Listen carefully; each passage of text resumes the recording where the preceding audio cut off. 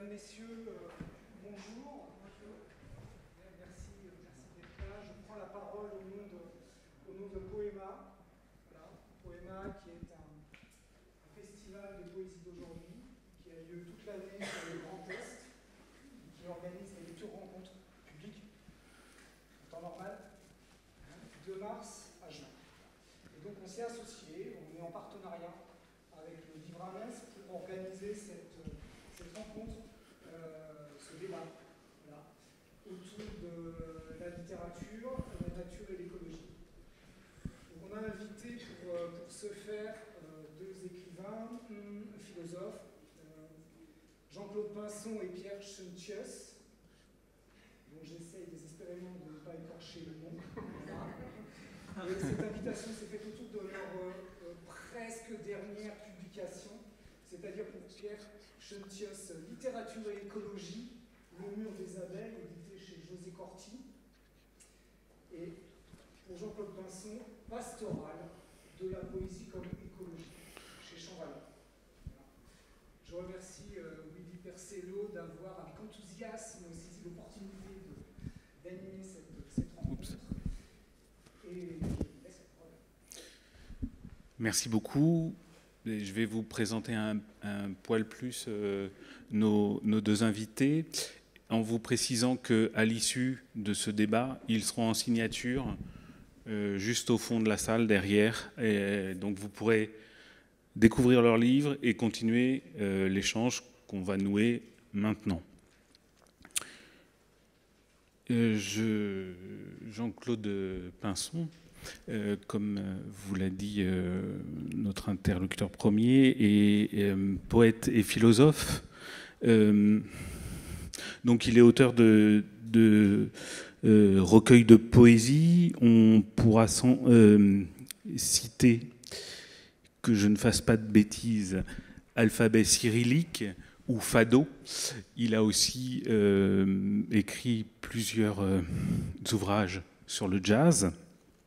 Et dans le domaine qui nous concerne aujourd'hui, à savoir l'éthique et la poésie, on pourra citer Habiter en poète, d'un côté, et Poétique, les deux chez Champvallon. Et en ce qui concerne la poésie et l'écologie, avant Pastoral, de la poésie comme écologie, on notera que Jean-Claude Pinson a signé Autrement le monde chez Jocaseria. À côté de moi, Pierre Chuntius. Moi aussi, ça fait plusieurs années qu'on se rencontre avec Pierre et mon orthophoniste est très content, ça me fait progresser, mais je suis au stade du progrès. Donc Pierre Chuntius, et vous êtes professeur à l'université de Gand en littérature française. Vous avez d'abord écrit, en tout cas publié sur l'ironie. Vous avez fait également un important travail sur la littérature de la Grande Guerre. Et on en voit énormément la trace d'ailleurs dans Littérature et écologie, le mur des abeilles, qui est paru en 2020 chez Corti. Et je ne serais pas complet si je n'ajoutais pas que Littérature et écologie, le mur des abeilles, fait suite à un premier volume paru en 2015 qui s'appelle Ce qui a lieu, essai d'éco-poétique. Et j'en profite pour dire qu'aujourd'hui, on va vous faire débattre tous les deux, Jean-Claude Pinson et Pierre Chuntius, mais j'ai l'impression que vous êtes sur les mêmes thèmes, et les deux livres, Essais d'éco-poétique et éco-poétique, montrant un même mouvement, même si aujourd'hui, on va interroger deux notions. La poésie qu'a particulièrement étudié Jean-Claude Pinson dans son ouvrage, qu'on a cité plusieurs fois, donc Pastoral, et vous, Pierre, qui avez choisi de vous intéresser au corpus littéraire, ce qui n'empêche pas des ponts On le verra tout à l'heure.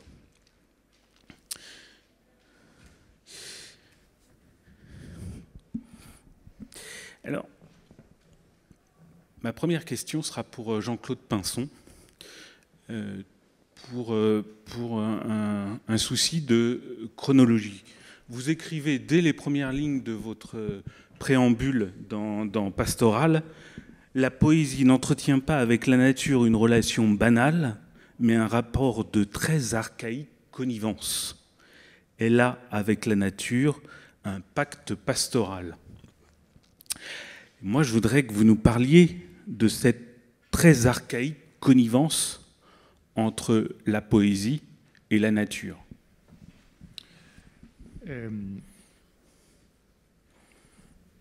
C'est d'abord évidemment une affaire historique. Il me semble que dans l'histoire de la poésie, même si le terme de poésie évidemment change de sens au fil des siècles, mais la place du thème de la nature est essentielle dans la poésie antique.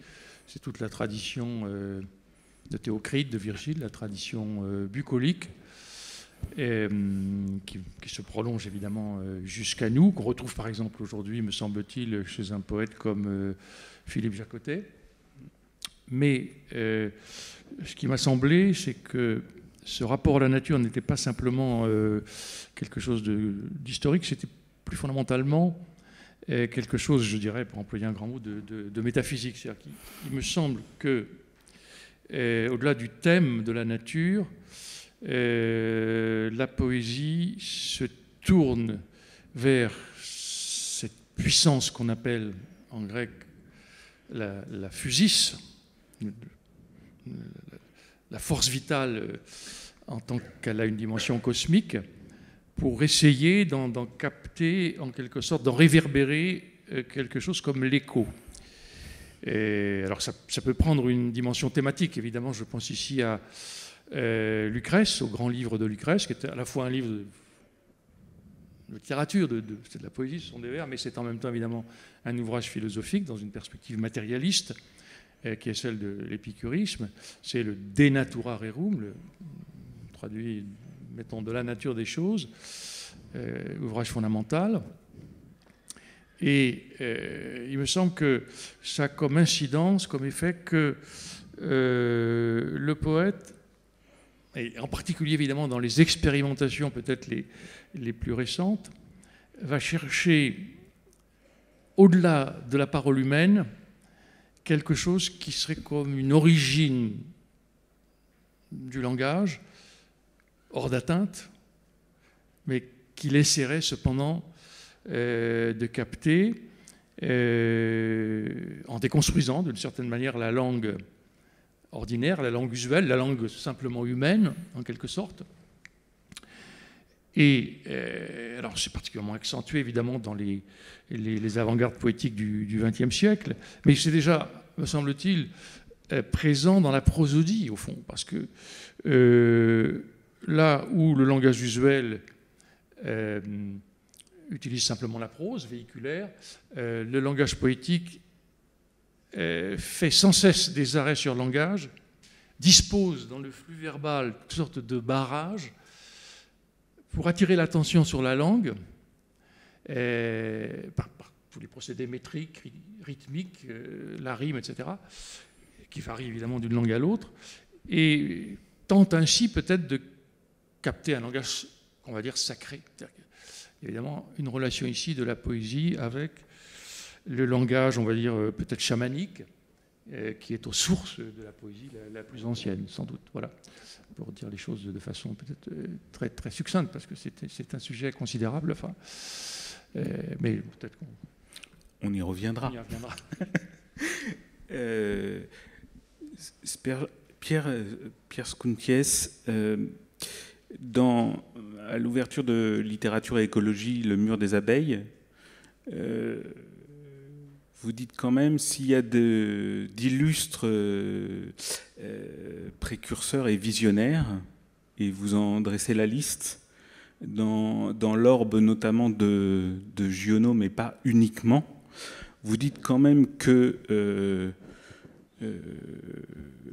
le roman c'est pas vos mots, mais empêtré dans la dimension sociale, se préoccupant plus neutrement de la préoccupation sociale, a tardé à investir le champ environnemental. Est-ce que vous pouvez nous dire quel mouvement et pourquoi le roman s'est à nouveau, peut-être, ou s'est emparé, tout simplement, du champ environnemental et naturel? Oui. D'abord, merci à Poema et au Livre à Metz pour l'invitation, pour vous tous aussi d'être là. Je pense que c'est des questions qui vivent aussi dans la société. Je suis heureux d'en débattre chacun à partir de notre perspective et formation. Donc, en fait, il y a quelque chose qui a été très, très frappant en littérature française quand on compare même à la littérature anglo-saxonne ou ce qui a pu se passer dans les pays du nord de l'Europe. C'est que, alors qu'il y a eu une grande tradition du lyrisme, vous citiez Giono, quand on pense nature en France, à l'histoire du sentiment de la nature, on voit tout de suite à qui on pense, et l'histoire du paysage, Rousseau, Giono. Enfin, on voit l'éloge de la nature. Or, évidemment, cette tradition-là, elle a été, cette tradition lyrique aussi, bucolique, elle a été plus qu'un peu mise à mal suite aux compromissions de certains de ces auteurs dans l'entre-deux-guerres, quand bien même ils ne faisaient que continuer dans l'entre-deux-guerres, et évidemment sous Vichy en particulier, quand bien même ils ne faisaient que continuer une tradition qui remontait à la Troisième République et qui n'avait intrinsèquement rien de fasciste. Donc voilà, cette espèce d'éloge du beau a pu être suspect, certainement dans les années 60, et dans une France, il ne faut pas oublier, où la ruralité qui a été la norme absolue de la vie des gens pendant très longtemps, beaucoup plus que dans d'autres pays plus vite industrialisés, par exemple en Belgique aussi. Et donc ça a été vraiment à ce moment-là, il y a eu des compromissions. Et donc les avant-gardes au XXe siècle ne se sont pas tournées vers la nature. Les avant-gardes ont été essentiellement citadines et préoccupées alors ensuite de renouveler des formes, et rien de bon, alors je caricature, mais vraiment à peine, rien de bon ne pouvait venir des campagnes. Si je vous demande de me citer un grand roman dont le héros, et qui serait vraiment un héros et pas un anti-héros, serait un paysan, vous auriez énormément de mal. Si je vous pose la même question, sur un ouvrier, ça fonctionne même beaucoup mieux. Donc en France aussi, la légitimité, évidemment ça tient à l'histoire politique du XXe siècle, la légitimité du social a toujours été première. Et ça a été le cas encore dans les années 60, fin des années 60, même si vous voulez les néo-ruraux, les babacools et autres hippies qui ont été faire pousser des chèvres en Ardèche ou ailleurs, ils ont dû expliquer à leurs petits camarades de gauche pourquoi ils faisaient ça. Et voilà, pour ceux qui sont un peu plus âgés ou qui ont ces lectures-là, si vous pensez à des revues comme Le Sauvage ou La Gueule ouverte, les premiers numéros se défendent contre d'autres gens de gauche de s'occuper d'écologie, de s'occuper d'environnement, alors que la grande cause est la cause évidemment du bien-être social. Donc voilà, il y a un contexte qui fait là, et donc il y a eu une suspicion par rapport, alors si je prends Giono, par rapport au premier Giono, le Giono de la trilogie Pan. Voilà, on trouve une littérature de fuite, d'idéalisation de la nature. Et c'est très différent ce qu'on observe en France, parce que, au moment où l'écologie devient importante, auprès du grand public, après les marées noires, après Stockholm, 78 à Mokokadis. Voilà, 72 déjà à Mokokadis, mais il y avait déjà eu avant. Ça devient la Mokokadis certainement, les oiseaux mazoutés, donc tout ça apparaît. Il y a une légitimité qui va se créer, mais elle se crée très différemment en France et par exemple aux États-Unis. Aux États-Unis, la contre-culture américaine la contre-culture de gauche américaine progressiste a été très très rapidement environnementaliste, dans la lignée de Thoreau, Muir, ces gens-là. Les Américains se définissent dans un rapport à une nature sauvage et pas par rapport à un héritage de nature campagnarde. Et donc, ça a été très très différent à ce moment-là en France, où ça n'a pas été mis en avant. Tandis qu'aux États-Unis, toute la littérature, pensez à des écrivains comme Edward Abbey, par exemple, hein, le gang de la clé à molette, le Monkey Ranch Gang, ce sont des gens qui montrent des activistes environnementalistes. En France, alors ça existait, des oppositions à des barrages, etc. Mais c'était tout à fait minoritaire. Et donc, il y a eu un certain nombre de moments importants qui ont compté à ce moment-là, mais ça a été beaucoup plus progressif.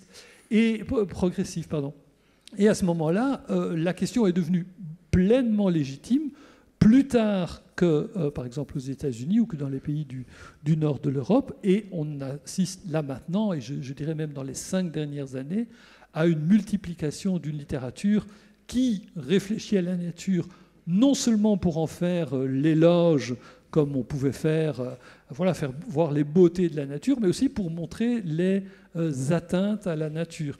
Et donc, à côté de ce que j'ai appelé, les universitaires aiment bien les catégories, et puis ça nous permet de penser, à côté d'une littérature verte qui fait voir, alors pas nécessairement sur le ton du lyrisme, parce que le ton du lyrisme dans la fiction, alors je ne parle pas du lyrisme en poésie, mais dans la fiction est tenu en suspicion, plus sur ce ton-là, mais c'est en train d'apparaître à côté de la littérature verte, une littérature marron qui regarde du côté des atteintes à l'environnement et qui donc confronte un public avec des réalités beaucoup plus dérangeantes, que ce soit la pollution, les pesticides, le réchauffement climatique, ou à ce moment-là, évidemment, la question de cette forme d'escapisme qu'il peut y avoir dans la littérature qui chante, je mets entre guillemets, la nature, où il n'y avait pas ça. Donc là, il y a un changement de paradigme, et il est très récent. Il date de 5-6 ans, pas beaucoup plus, avec une multiplication de romans qui problématisent ces questions-là. Et du coup, est-ce que vous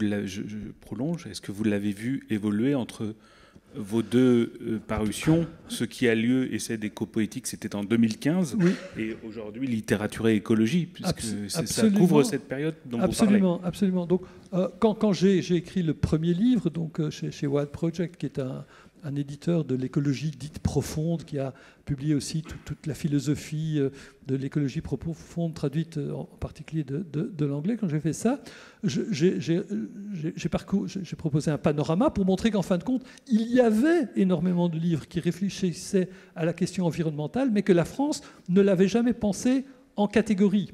Vous ouvrez une histoire de la littérature française, vous trouverez un chapitre, le néoclassicisme, le retour de l'histoire, l'autofiction, le roman social, mais vous ne trouviez pas un chapitre sur la littérature environnementale.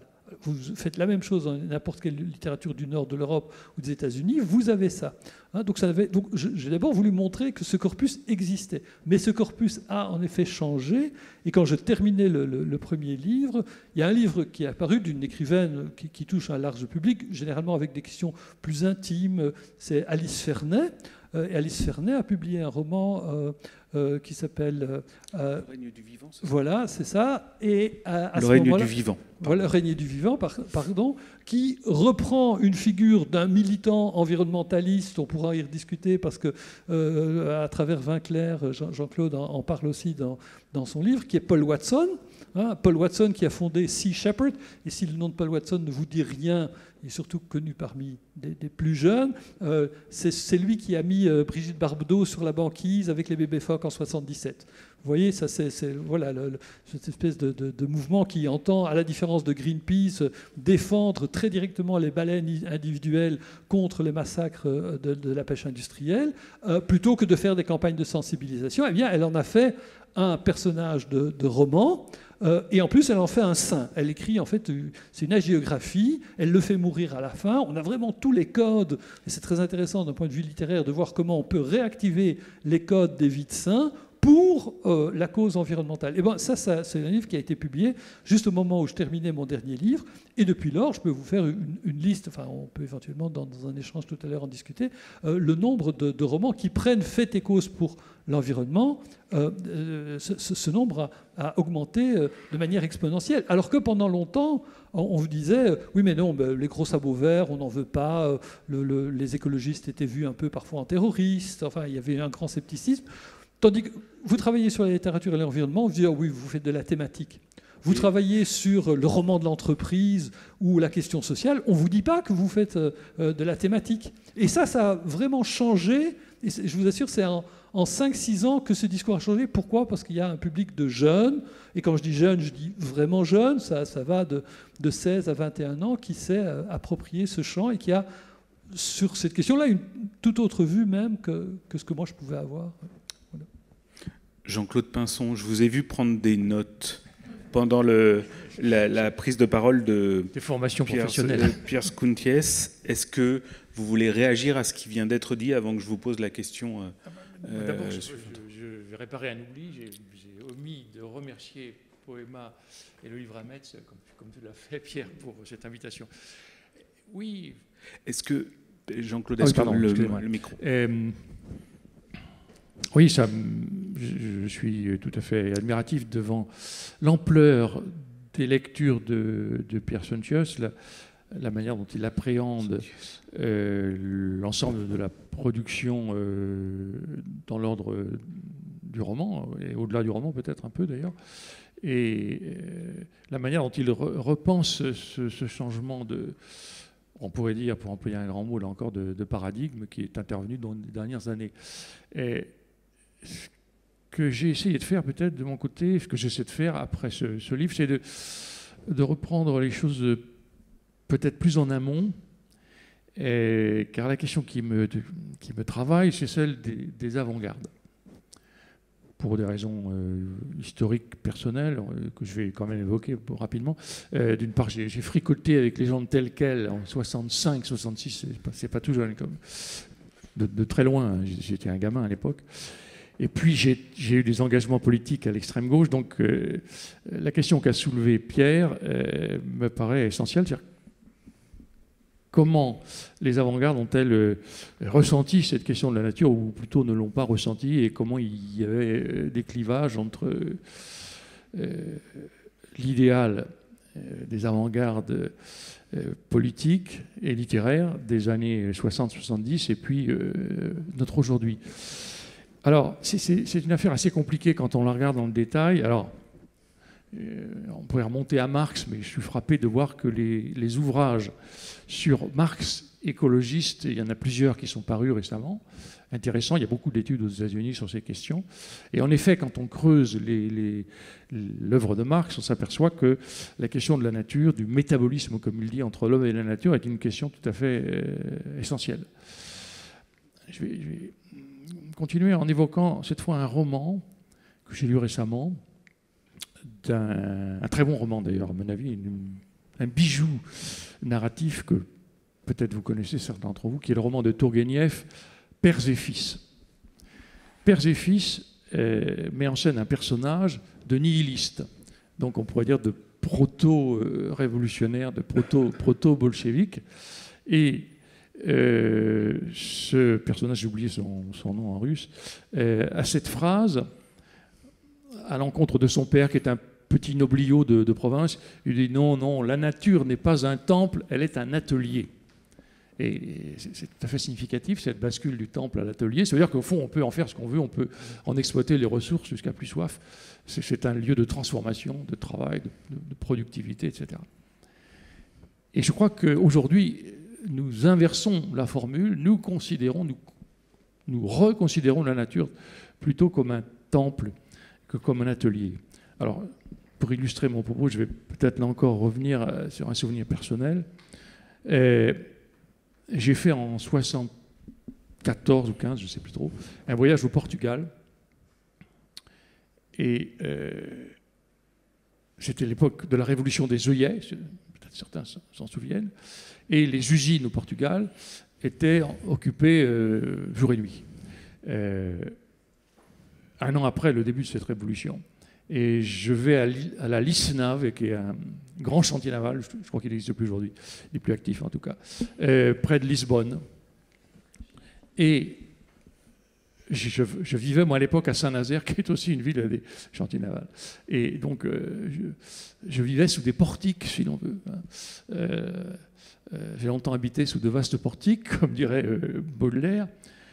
Et donc, l'idéal que j'avais en tête, c'était l'idéal industriels, politiques et révolutionnaires de l'époque, dont un des emblèmes étaient les portiques et la construction navale et aussi les locomotives.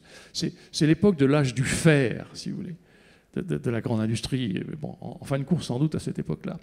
Et puis je continue mon voyage au Portugal et j'arrive dans l'Alentejo, qui est la plaine qui mène vers le sud, vers l'Algarve.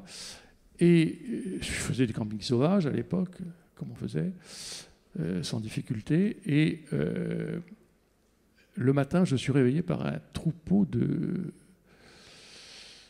clochettes, un troupeau de moutons conduits par un berger qui venait s'abreuver auprès de la rivière où on avait planté notre tente.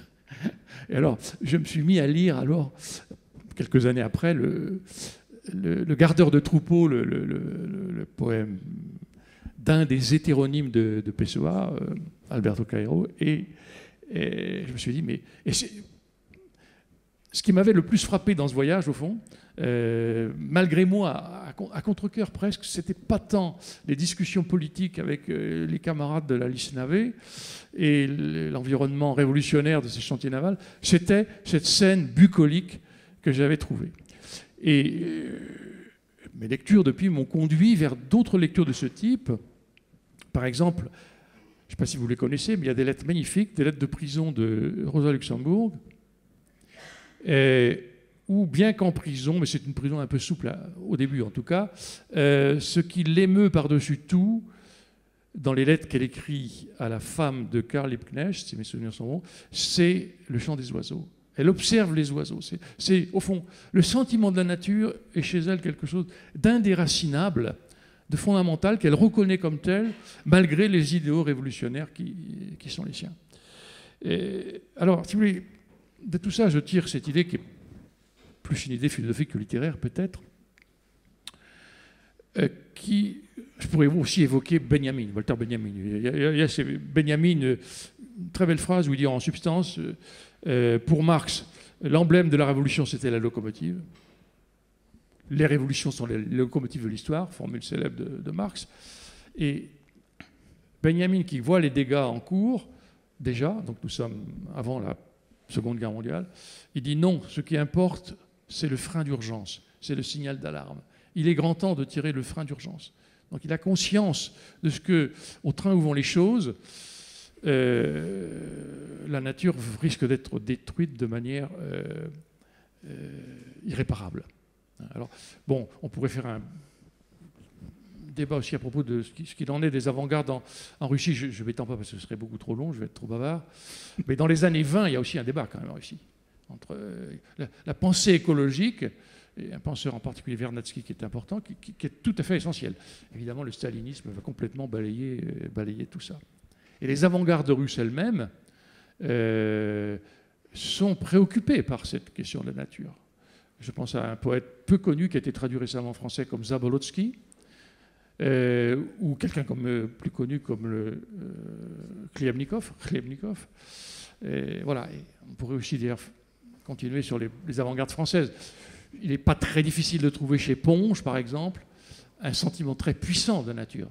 Le carnet du bois de pin, par exemple, il y a des formules, la nature est à vénérer, etc. Enfin, c'est des choses qui sont complètement lucrétiennes, pour le coup. Même chez Christian Prigent, je dialogue beaucoup avec... auteur contemporain. Auteur contemporain, oui. Christian Prigent, un auteur publié chez POL. Et alors, il a fait un livre, je suis en train de lire, qui s'appelle « Chino au jardin ». La thématique de la nature, quoi qu'en ait Christian Prigent, est tout à fait fondamentale. Le titre, déjà, le dit. La question, au fond, c'est, pour nous tous, me semble-t-il, c'est là que je veux en venir, je vais essayer de ne pas être trop long, c'est celle de l'habitation du monde. Quel monde voulons-nous habiter ? Ce à quoi je tiens depuis maintenant le début de mes écrits, c'est la formule hölderlinienne. Je vais pouvoir le dire en allemand, peut-être certains sont germanistes, à Metz, j'imagine. Dichterisch wohnt der Mensch. C'est poétiquement que l'homme habite. Formule qui est de l'ordre de l'optatif, c'est de l'ordre du souhait. Et il me semble qu'il y a une convergence, alors il faudrait l'établir évidemment, entre la promesse d'émancipation portée par la pensée de Marx, la promesse émancipatoire, non seulement pour le prolétariat, mais pour l'humanité tout entière, du règne de la nécessité, comme il dit, vers le règne de la liberté, promesse dont Derrida a pu écrire qu'elle était en réalité indéconstructible. Lui, Derrida, le père de la déconstruction en philosophie, en théorie, et à une époque où on pensait le marxisme fini, c'est-à-dire après 89, il a Fukuyama en ligne de mire, et convergence entre cette promesse émancipatoire du marxisme et la promesse d'un âge d'or portée, me semble-t-il, par l'idylle poétique, par la poésie en tant qu'elle est le lieu par excellence du sentiment de la nature, tel qu'on la trouve déjà chez Virgile, etc. Je crois qu'il y a une convergence entre ces deux lignes de force. La visée émancipatoire du marxisme, c'est aussi la visée d'une habitation poétique pour tous. Alors évidemment, c'est complètement utopique, j'en ai tout à fait conscience. Et dans cette perspective, la question qui m'a intéressé, c'est la question d'un luxe qui serait à la fois pastoral, le droit à la campagne pour tous, le droit à la verdure pour tous, nous en sommes très loin, et le luxe qui serait un luxe synonyme de sobriété, qui serait synonyme de ce que André Gortz, un penseur de l'écologie, appelait une écologie arcadienne, une Arcadie retrouvée. Je nage en pleine utopie, je suis parfaitement conscient. Merci Jean-Claude. On va redonner la parole à Pierre Kunches. Vous vouliez réagir, mais oui, c'était il y a longtemps. Oui, c'était sur une des premières paroles de Jean-Claude. Est-ce que ça vaut... N'hésitez pas encore. Oui, non, c'était simplement pour rebondir sur les questions de Tourguenieff, etc. C'est évidemment pour dire que ces questions-là ont une très longue histoire et que c'est bien de remettre les choses en perspective. Après, je crois que nous vivons aujourd'hui.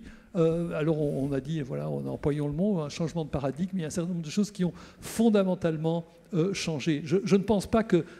je pense qu'on assiste beaucoup plus aujourd'hui à une pensée autour des questions d'environnement qui relève de la rupture que de la continuité. Ça ne veut pas dire qu'il n'y a pas eu d'antécédents. Par exemple, personnellement, j'ai énormément travaillé à un certain moment sur la littérature et l'anarchie et sur les milieux libres. Et l'anarchie a été beaucoup plus sensible, contrairement justement au communisme, a été beaucoup plus sensible. Les milieux libres, c'était des gens à Charleville-Mézières qui créaient des communautés avec de la pisciculture, qui se mettaient dans des bassins miniers avec les trains pour aller faire des conférences à Paris. Donc, je veux dire, évidemment, il y a toute une histoire, on pourrait remonter, enfin, on pourrait parler de Reclus qui redevient de nouveau un peu à la mode, mais on assiste aujourd'hui à un changement de paradigme. Et le changement de paradigme, il est dû à ceci, que nous savons, et nous ne le savons pas depuis très longtemps, c'est-à-dire que je ne le savais pas quand j'avais 16 ans, que nous vivons dans un monde qui risque, alors ça ne veut pas dire que je ne suis absolument pas apocalyptique, voilà, mais où nous avons pris conscience d'un certain nombre de réalités dont nous n'étions tout simplement pas conscients. On ne peut plus avoir une vision de l'histoire, qu'elle soit cyclique ou voilà, téléologique vers l'avenue, je sais pas moi, du prolétariat ou de la parousie, j'en sais rien. Mais enfin, on ne peut plus avoir ça. Nous savons qu'il y a un certain nombre de menaces très concrètes que ne savaient pas, enfin, c'est quelque chose dont n'étaient pas conscients les gens qui écrivaient en 70. Ils ne pouvaient pas le savoir. Nous savons que ce risque existe. Alors nous allons peut-être trouver des moyens techniques, etc. Mais donc c'est quelque part de l'ordre de la rupture. Et je pense que c'est cette problématique-là que les écrivains alors, ont intégré peut-être depuis plus longtemps dans des pays où... Parce qu'il y a une sorte de désamour de la France par rapport à l'écologie. Pourquoi ? Parce que l'écologie en France a été pensée dès le départ, compte tenu de l'histoire, très fort à l'extrême gauche. Je pourrais vous donner un certain nombre. Voilà. Eva Joly, on ne voit pas très bien ce qu'Eva Joly a d'écologique, on voit très bien ce qu'elle peut avoir de politiquement voilà, importante, mais pour quelqu'un qui vient de ma culture, l'écologie vient dans les pays du Nord de la social-démocratie et des socio-chrétiens en premier lieu, qui sont beaucoup plus centristes. Donc il y a une histoire politique différente qui fait que le positionnement de société est différent aussi, et donc beaucoup moins clivant dans certains pays qu'ici. Et comme il y a, et ça c'est tout à fait légitime, il y a un lien très fort entre le politique et le littéraire, certainement dans des pays où la littérature continue à être importante aussi pour la pensée politique, il est normal qu'il y ait des glissements de ce point de vue-là. Ce qu'il y a aujourd'hui, c'est que cette littérature prend acte de cette menace absolue, essaye de penser donc différemment à travers notre imaginaire la manière d'habiter le monde. Et ça c'est quelque chose d'absolument nouveau. Je donnais l'exemple hier, un Claude Simon, qui est un écrivain sur lequel j'ai beaucoup... Prenez le nouveau roman. Hein, alors, il y a un certain nombre de nouveaux romanciers où la nature est très, très discrète. Il y en a d'autres chez qui elle est vraiment présente. Je crois que si Claude Simon est encore lu, certains romans de Claude Simon, pas les plus expérimentaux, sont lus, c'est parce que c'est d'abord un extraordinaire écrivain du réel. Je veux dire, vous lisez La Route des Flandres, vous lisez Les Géorgiques, le monde est là. Je veux dire, il est là. Alors on peut dire que c'est construit dans la langue. Oui, oui, évidemment, et c'est ce qui m'a passionné. Mais le monde est là. Moi, je n'ai jamais eu cette impression-là chez Rob Grillet, par exemple. Je n'ai pas cette impression-là.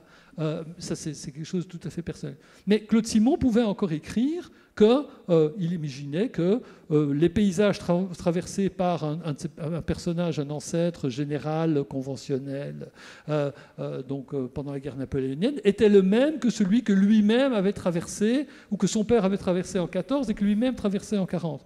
Ce n'est pas vrai, évidemment. Or, c'est l'image que nous avions. Ce ne sont plus les mêmes lieux. Ce sont des lieux qui ont changé parce que le climat a changé, parce que l'environnement a changé, parce que les constructions ont changé, la faune n'est plus la même. Et nous le savons aujourd'hui. Mais même moi, quand j'avais 16 ans, je ne le savais pas. Et donc, la génération maintenant le sait. Et donc, ils ne peuvent plus penser leur rapport, je dis ils, les plus jeunes, ne peuvent plus penser leur rapport au monde de la même manière. Et du coup, ça les oblige, et ça nous oblige aussi, à repenser notre rapport passé aussi à travers un imaginaire différent. Est-ce que j'essaye de montrer justement dans ce livre-là, parce que c'est évidemment un livre qui fait l'histoire, c'est qu'il y a moyen d'avoir une histoire de la littérature, en fait, et une manière d'appréhender la littérature un peu alternative, qui ne passe pas à travers les mêmes écrivains, qui éventuellement va redécouvrir d'autres écrivains, et parmi eux, vraiment un nombre important de femmes qui ont pensé le rapport à la nature de manière tout à fait différente. Un des vrais plaisirs que j'ai eu, on peut peut-être en parler plus tard, c'est de redécouvrir des textes que peu de gens lisent et qui ont une vraie valeur littéraire aussi, et on voit que ça existait, par exemple, dans l'entre-deux-guerres. Enfin, je prends une écrivaine dont je parle volontiers, qui est Maria Borelli.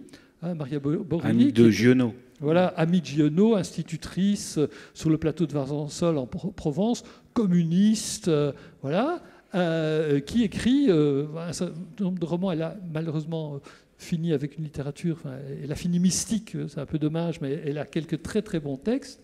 Voilà, il est important de savoir que c'était présent. Il est très important, par exemple, aussi de ne pas être aveugle et de ne pas idéaliser les choses. On oublie aujourd'hui, on parle de 14-18. On disait tout à l'heure que 14-18 est très présent. Tout l'enseignement en France, les hussards noirs, tout l'enseignement de la France était pacifiste. Oui. Toute la génération de l'après-guerre a été pacifiste, absolument. Et Maria Borelli est pacifiste. Mais dans le même temps, ce qu'on ne dit plus aujourd'hui, mais ce qu'on voit quand on lit ces textes-là, pacifiste, éventuellement végétarien déjà, c'est le cas de Maria Borelli, mais en même temps colonialiste, comme on ne peut pas l'imaginer. Je veux dire, il n'y avait pas de contradiction. C'était une communiste, et je vous assure qu'il y a des pages où le racisme est tout à fait évident, manifeste. Donc je pense aussi qu'il est important que nous soyons conscients des complexités que notre manière de valoriser aujourd'hui l'écologie, des complexités qu'il y a derrière, et que je pense qu'on doit penser ça dans une forme de dynamisme à travers la lecture très concrète de textes qu'on ne réduit pas. Et là, c'est un peu la différence entre un philosophe qui pense beaucoup plus avec des grandes idées, des concepts, qui simplifie encore plus à certains moments et est obligé d'atteindre un niveau abstrait beaucoup plus rapidement, tandis que démarche littéraire empirique regarde la lettre des textes. Alors on lit moins, évidemment, forcément, on ne peut pas lire autant quand on lit les lettres. Donc je pense qu'il y a un rôle pour les deux approches. C'est pour ça que c'est très intéressant de discuter à partir de ces deux points de vue-là, de discuter aussi de l'opposition qu'il peut y avoir entre une perspective réaliste, parce que cette littérature environnementale, aujourd'hui, s'inscrit de plus en plus dans une perspective réaliste, ce qui n'est pas le cas nécessairement quand on regarde même en poésie contemporaine ce qui peut se faire du côté de la poésie. La recherche de l'absolu n'est plus l'essentiel des gens qui écrivent en écologie en fiction. Je vois que je vous remercie. Vous prenez longuement la parole. Il nous reste peu de temps pour cette rencontre.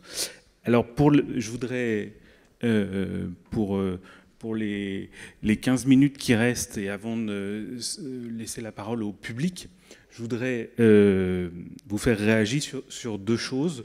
Donc, je vous demanderai peut-être des réponses un petit peu plus courtes, si vous le pouvez. Je voulais réagir à deux choses. Sur l'opposition que fait, par exemple, je cite Jean-Claude Pinson, sur deux choses, et c'est l'opposition entre roman et poésie. Jean-Claude Pinson dit ceci: le roman cherche ainsi à dire la vérité du monde social, tandis que la poésie est davantage soucieuse de la vérité de l'expérience sensible. Et je citerai une autre chose, et je voudrais vous faire réagir tous les deux sur ces deux citations qui, à mon avis, se répondent. C'est Jean-Claude Pinson qui citait Eliot disant « C'est la force de l'expérience qui pousse la prose à la poésie ». Donc sur ces deux idées, d'apport du roman qui aurait le lieu du social et la poésie le lieu de l'expérience sensible, et sur ce mouvement qui fait que c'est l'expérience qui pousse la prose vers la poésie, en des réponses que j'espère un peu plus brèves pour aborder un autre sujet. Comment vous vous positionnez tous les deux? Jean-Claude. Oui, cette opposition que j'évoque au début du livre, elle est certainement beaucoup trop mécanique, beaucoup trop dichotomique. J'étais parti, je crois, d'une formule de Merleau-Ponty qui me paraissait assez juste, où il dit, en gros, que la poésie s'attache à rendre compte des modulations de l'existence. On est donc dans l'ordre davantage de l'affect, de la sensation, du sentiment, du pathos, en prenant le mot dans un sens non péjoratif, alors que le roman est plutôt de l'ordre des interactions sociales. Il construit une intrigue qui met en scène des personnages qui s'affrontent jusqu'au dénouement de cette intrigue. En gros, bon, alors, c'est beaucoup trop basique. Ça éclaire les choses. C'est l'avantage des concepts généraux.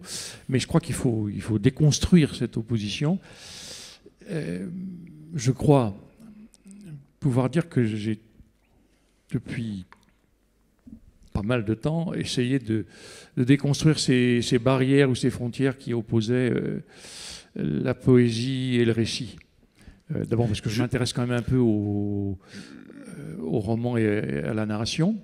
Jean-Claude, je me permettrai de faire une incise, pardon, mais vous citez beaucoup dans votre livre de prosateurs, Bergogneau, Trassard, Michon, par exemple. Ah oui, pour moi, c'est des prosateurs... Fermeture de la parenthèse.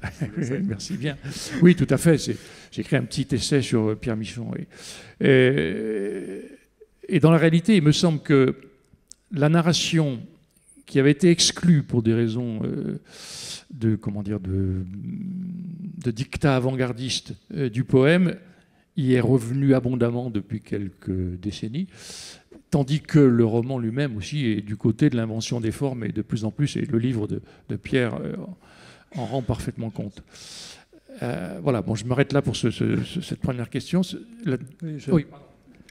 Pierre. Donc je répondrai à cette double interrogation. D'abord, je voudrais dire que, évidemment, il y a une différence de génération. Je pense qu'il y a une génération qui a pris acte, et chez les écrivains aussi, que justement, il faut trouver une narration romanesque qui n'est plus centrée, qu'on appelle sur le social ou sur l'homme, mais sur un temps plus long. Parce que le problème, c'est que le roman tel qu'on le pense a été pensé au XIXe siècle, à une période de l'individualisme, à une période qui correspond justement au capitalisme aussi, pour raconter une vie, une tranche de vie, maximum 3 générations. Mais comment voulez-vous, dans une structure narrative qui s'intéresse au social, rendre compte d'interactions aussi complexes que celles qui nous amènent dans l'Anthropocène? Donc les écrivains sont obligés de repenser ça. Ça, c'est une première chose. Sur la question, donc, 1. 2, sur la question du monde sensible, je pense que le roman actuel est justement un roman qui a pris acte du retour et de l'importance du corps, et qui est justement dans le monde concret, dans le monde sensible. Nous habitons le monde non pas uniquement comme on a pu penser à l'époque de la déconstruction, du postmodernisme, etc., avec notre esprit. Hein, je veux dire, on n'est pas dans une espèce d'autoréférentialité du monde, nous habitons le monde avec notre corps. Moi, mon corps qui n'est pas le même que le vôtre. Et donc, là, c'est quelque chose de très important qui a été pris. Il y a une formule très forte que je cite très très volontiers. Elle est justement de cet écrivain américain qui s'appelle Edward Abbey et qui vous montre à quel point le réel est important. Il dit quand vous discutez avec un constructiviste, et il étend ça très... Quand vous discutez avec quelqu'un qui dit que le monde n'existe qu'à travers la représentation que nous en avons dans les paroles, etc. Vous voyez ce discours postmoderne, constructiviste. Il dit... Quand vous discutez avec quelqu'un comme ça, c'est pas compliqué. Vous vous baissez, vous ramassez un caillou et vous le lui lancez à la tête. S'il se baisse, c'est un hypocrite. Vous voyez, c'est très primaire, c'est très machiste, même il y a beaucoup à dire contre cette phrase. Mais elle montre aussi quelque chose d'important. Hein. Si vous continuez à expliquer le monde sans prendre compte des atteintes de l'environnement à notre corps, des questions de pollution, etc., eh bien, vous ratez quelque chose d'essentiel. Et je pense que ma génération, quand autour des années, avant les années 2000, nous n'avions pas pris pleinement conscience de ça. Le sida a participé à nous rendre question les violences, les génocides. Ce sont des choses qui nous ont aidés à penser ça. Et aujourd'hui, ces questions sont là. Et je me permettrai une incise. Dans votre livre, Pierre Skounches, il y a... mon orthophoniste a encore du boulot, hein. Je suis vraiment désolé. Il y a d'ailleurs une partie où vous évoquez, c'est que vous appelez « Vivre son corps », où la marche est très importante, et vous citez les récents livres de Sylvain Tesson, Kaufmann, on pourrait aussi citer Antoine de Bec. Voilà, exactement. Ma dernière question pour vous deux, chacun dans votre domaine, comment aujourd'hui et la poésie et la littérature peuvent contribuer, chacune à leur manière, à accompagner la prise de conscience et les changements en termes de regard, et le regard aussi, en termes d'écologie. Jean-Claude. Oh là là, je ne suis pas sûr de pouvoir vous répondre. Si vous voulez, je vis avec l'idée que ce qui tenait les sociétés et les maintenait dans une forme d'espoir jusqu'au moment où le monde contemporain bascule, c'était au fond un grand récit. Je reprends une formule d'un philosophe, Jean-François Lyotard. Il dit nous avons vécu sur de grands récits. Les grands récits ne sont pas des mythes, car les mythes regardent vers le passé, trouvent une origine mythique précisément, qui donne sens à la société, mais ils regardent en avant, ces grands récits, et ils confèrent au sens commun une signification et lui donnent un espoir. Bon, c'était le grand récit, au fond, du progrès, de l'émancipation. Victor Hugo en est l'incarnation littéraire. Et évidemment, dans l'ordre politique, c'était le marxisme, horizon indépassable de notre temps, comme disait Sartre. Bon. Nous n'avons plus de grands récits disponibles, ou plutôt nous avons une multiplicité de micro-récits communautariste, etc. Nous sommes donc dans une forme d'errance narrative, avec aussi tous les effets négatifs que nous voyons du retour des fanatismes, des fake news. Enfin, voilà, il y a un brouillage idéologique qui est considérable. Et je pense que ce dont nous avons besoin, c'est sans doute d'un grand récit pour notre époque. Alors c'est dangereux d'avancer cette idée-là parce que ça peut avoir l'air d'être un dogme quasi religieux. Il ne faudrait pas que ce soit ça précisément. Mais l'apport de la littérature avec son sens de la complexité, comme disait tout à l'heure Pierre, l'apport de la littérature peut être, me semble-t-il, essentiel dans la construction de ce grand récit qui redonnerait une certaine vigueur à ce qu'on pourrait appeler un sens commun général. Et j'ajouterais une dernière chose, c'est que, alors ça c'est peut-être plus à l'échelon français que je le perçois, mais je crois aussi que nous sommes dans une forme d'errance prosodique. C'est-à-dire qu'il y a une crise de la langue, qui est d'abord peut-être pour nous une crise de vers, comme disait Mallarmé.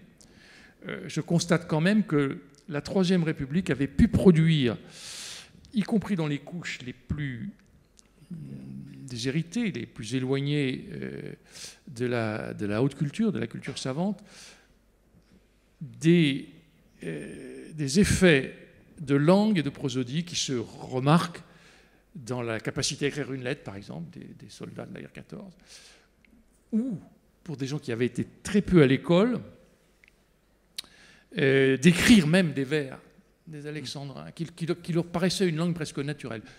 J'ai eu un grand-père qui, blessé au tout début de la guerre 14, il passe 4 ans de prisonnier en Allemagne, en Prusse orientale, et il est allé à l'école 4 ans. C'est un paysan. Donc pas grand-chose. Mais j'ai récupéré un carnet où il écrit en vers son histoire, une sorte de poème témoignage. C'est de la mauvaise poésie, mais c'est quand même écrit en excellent alexandrin rimé. Bon.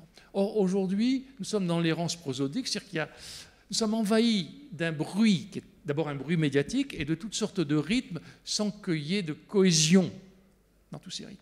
Alors, pour toute une frange de la population et de la jeunesse, c'est le rap, par exemple, qui donne le là de cette prosodie. Mais c'est loin d'être évidemment quelque chose qui soit largement partagé. Pour d'autres générations, c'est autre chose. Mais voilà, je pense que le travail de la littérature, c'est aussi de s'atteler à cette tâche narrative. Alors le roman est évidemment fondamental, la narration est fondamentale dans cet ordre d'idée. Et c'est aussi une tâche prosodique. Comment redonner fermeté, une vigueur, un élan à une langue qui est confrontée à toutes sortes de défis. Oui, voilà. Pierre ? Oui. Alors, moi, je suis surtout préoccupé par la chose suivante, c'est de voir comment la littérature peut penser le futur. Quand je regarde ce qui se passe aujourd'hui en France, j'ai l'impression qu'on cherche à beaucoup imaginer le futur en regardant vers le passé. Et évidemment, les grandes idéologies ont... C'est un échec. Voilà, la génération, il suffit de voir ce que sont devenus les gens d'extrême gauche, de ce qu'ils écrivent. Il y a un constat d'échec, évidemment. Je veux dire, l'idéal ne s'est pas réalisé. Nous sommes aujourd'hui, et donc, je veux dire, est-ce qu'il faut revenir à une lecture historique, au passé pour penser le futur? Peut-être pas, puisque les conditions fondamentales sur Terre ont changé. Et j'ai l'impression que pour une nouvelle génération, ça a déjà valu un peu pour la mienne, mais encore beaucoup plus pour les plus jeunes, hein, la volonté, c'est, et il y a un moment très fédérateur maintenant, c'est de penser ce futur autour, et pas d'une idéologie, mais de quelque chose qui s'assume comme utopie et qui serait le récit de l'écologie. On ne peut plus raconter le monde à venir aujourd'hui en faisant abstraction de ça. Et donc, l'imaginaire est en train de se nourrir de ça, et elle se nourrit de ça pour penser ce que peut être demain, les alternatives, parce qu'on n'a plus une seule histoire. C'est-à-dire que, voilà, le XXe siècle, il y a les communistes, il y a les fascistes, mais maintenant, il y a une diversité des histoires possibles, mais qui prennent en compte la menace qui pèse sur la planète. Et donc il n'y a plus une réponse unique qu'il pouvait y avoir dans le christianisme, dans le communisme, dans le fascisme. Il n'y a plus une réponse unique. Donc je crois qu'on va vers un monde beaucoup plus divers, mais qui quelque part va intégrer ça. Et alors ce qui est très intéressant, c'est de voir comment la littérature intègre ça aussi à travers des questions formelles. Parce qu'il y a des questions formelles qui doivent se penser, des questions de temps. On ne raconte pas une histoire de la même manière. Et là, il y a un moment évidemment qui est particulièrement heureux maintenant, ce qui fait que l'écologie peut rassembler énormément de gens, c'est que comme elle n'a évidemment pas encore été réalisée, oui, elle peut fédérer. Et donc, c'est une histoire. Je n'appellerais pas ça un grand récit. Je pense que c'est dangereux. Un grand récit, il y a peut-être une multiplicité de récits et j'accueillerais avec plaisir une diversité de récits qui nous permettent d'imaginer le futur. Et la littérature, à travers la force de l'imaginaire, pense ça. Ceci dit, il faut être très attentif à la chose suivante, parce que l'écologie ou la défense de la nature, pour prendre ça, idéologiquement, ça peut être aussi bien conservateur que progressiste. Je pense qu'il faut faire très attention à ce que la direction que prend alors dans le politique ces directions-là soit généreuse, ouverte sur les autres, et donc justement pas à travers une métaphore qui serait une métaphore de l'enracinement du terroir ou même du territoire, comme on veut l'employer, si on veut employer d'autres termes, mais quelque chose d'ouvert au-delà des frontières, dans une perspective beaucoup plus dynamique. Jean-Christophe Bailly a une très belle image, plutôt que parler d'enracinement, il imagine, ben voilà, c'est quoi, comment est-ce que nous nous rapportons à un espace? Eh bien, imaginez une goutte d'eau qui tombe, elle tombe sur le relief, sur une montagne, elle creuse, elle devient un fleuve, elle bouge. C'est quelque chose de dynamique, il y a d'autres petites gouttes qui viennent s'ajouter. Voilà, c'est quelque chose dans l'évolution permanente. Je veux dire, je crois qu'il y a des métaphores et des orientations dont il faut se méfier, et celle de l'enracinement, de l'exclusion, exclure d'autres d'un territoire que nous voulons protéger, est un vrai risque. Donc je pense vraiment qu'il y a des valeurs qui sont progressistes et d'accueil de l'autre qu'il faut intégrer. Parce qu'en soi, on peut protéger la nature en étant d'extrême droite sans aucun problème. Ça s'est vu, les exemples historiques ne manquent pas. Et donc là, je pense qu'on a une responsabilité, alors comme citoyen, pas comme écrivain, mais comme citoyen, on peut penser dans ce sens-là. Merci à tous les deux. Est-ce qu'il y aurait des questions dans le public? On a un peu débordé, mais je ne peux pas vous clore cette séance sans vous laisser la parole. Monsieur au premier rang, allez-y.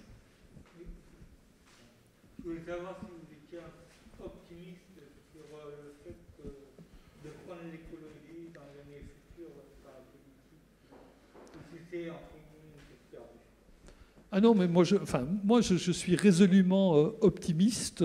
Je pense que, et ça c'est une des choses qu'il me plaît de voir, par exemple, quand j'observe la littérature française, c'est que la littérature française a fait beaucoup moins de place que la littérature anglo-saxonne aux visions apocalyptiques.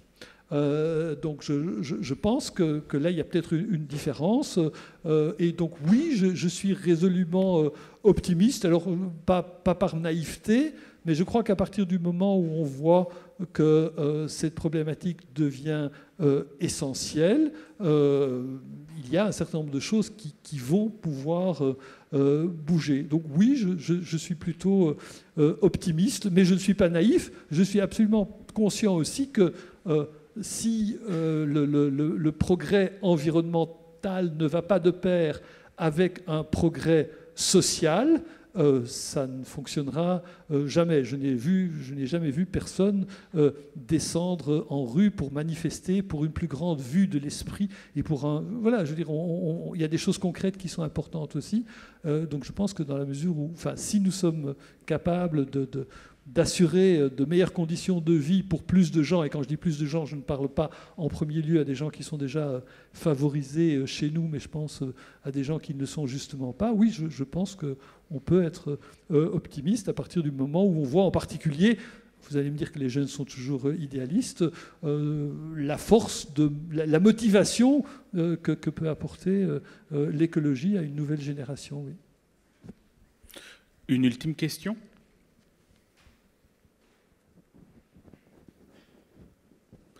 Je vous propose de poursuivre. Ah, pardon, excusez-moi, allez-y. Pour réagir sur la question de la fin, l'évocation de la diversité,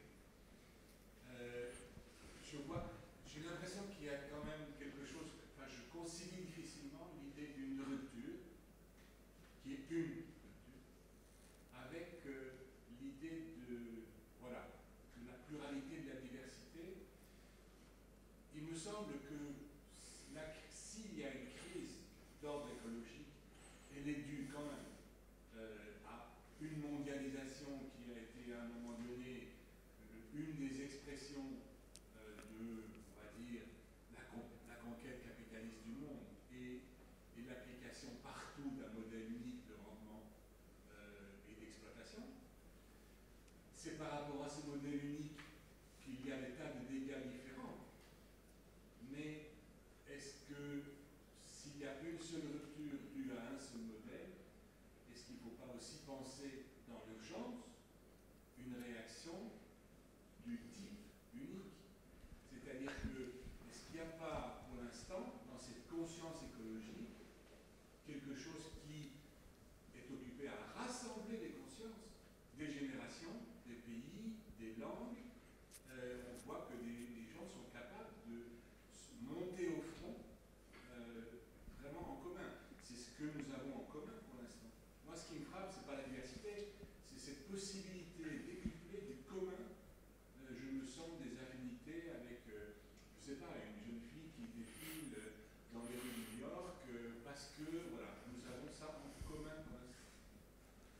Qui veut s'attaquer ? Comment est-ce que la littérature, alors, l'imagination, peut faire place à ce commun? On essaye une réponse relativement brève, parce qu'il va falloir qu'on... Oui, non, je suis tout à fait d'accord avec vous. Je pense qu'effectivement, on doit aller vers quelque chose qui est commun, qui est que le sort de l'humanité tout entière est sous la même épée de Damoclès, au fond.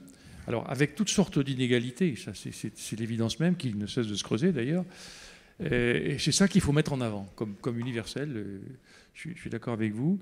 La littérature là-dedans, elle amène ces petits ruisseaux qui vont peut-être aider à ce que ce fleuve grandisse et qu'il devienne crédible, parce que ce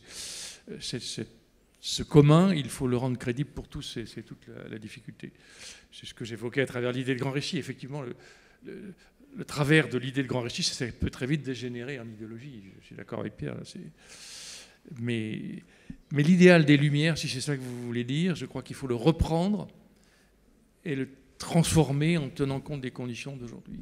Je crois profondément, je l'ai écrit, qu'il y a une jeunesse des Lumières. Bon. Et que c'est trop facile de les accuser de tous les maux qui conduiraient au désastre écologique que nous connaissons. Vous voudrez dire quelque chose Oui, c'est Désolé, vraiment évidemment, ce sont des questions terriblement complexes et on quitte le purement littéraire. Je crois qu'on ne doit pas sous-estimer. Alors, il faut dépasser le littéraire. Je pense que le cinéma, la fiction est terriblement importante. Quelles que soient les formes, jeux vidéo, littérature, cinéma, feuilleton, ça n'a aucune importance. Je crois qu'on doit aussi cesser il se trouve qu'on est littéraire, mais on doit cesser de voir ça. L'imaginaire à travers la fiction est essentiel. Le lieu dans lequel s'exprime cette fiction est beaucoup moins important. Et je crois que la force de l'imaginaire est importante, mais elle peut aller évidemment dans des sens les plus divers possibles. L'imaginaire peut servir des causes abjectes comme des causes les plus nobles, et la cause du commun est évidemment beaucoup plus noble.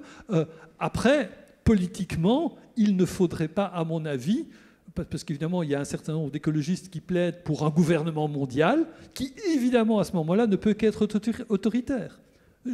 Et donc là, c'est pour ça que je privilégie la diversité, parce que l'unique est nécessairement autoritaire. Là, c'est un discours qu'on peut avoir en dehors. Enfin, voilà. Je vous propose de continuer le dialogue avec les auteurs en individuel. Vous pouvez les retrouver. Je recite les livres une ultime fois avant de se quitter. Et je remercie Jean-Claude Pinson qui vient de signer Pastorale de la poésie comme écologie chez Champvallon. Et je remercie Pierre Schounches pour Littérature et écologie, Le mur des abeilles, chez José Corti. Merci beaucoup. Merci bien.